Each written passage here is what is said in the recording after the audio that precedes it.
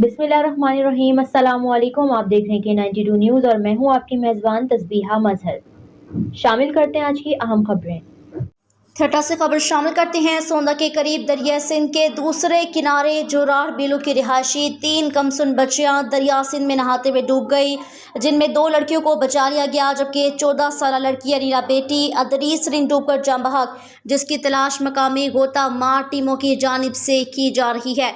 तफसीलात के मुताबिक बनू थाना की हदूद में दरिया सिंध के किनारे रिंद बरादरी की 3 कमसन बच्चियां नहाते हुए डूब गई, जिनको बचाने के लिए 14 साल अनिला बिनते अदरीस रिंद ने दोनों बच्चियों को बचा लिया। खुद डूब गई, जिसके काफ़ी वक्त के बाद कंजीर कंजर्वेशन नेट को इत्तला दी गई, जिसकी रजा वहां पहुंचकर कल से डूबने वाली बच्ची को तलाश कर रहे हैं। ताज़ा तरीन इत्तलात तक लाश अभी तक बरामद नहीं हो सकी। आज दूसरे दिन भी तलाश जारी।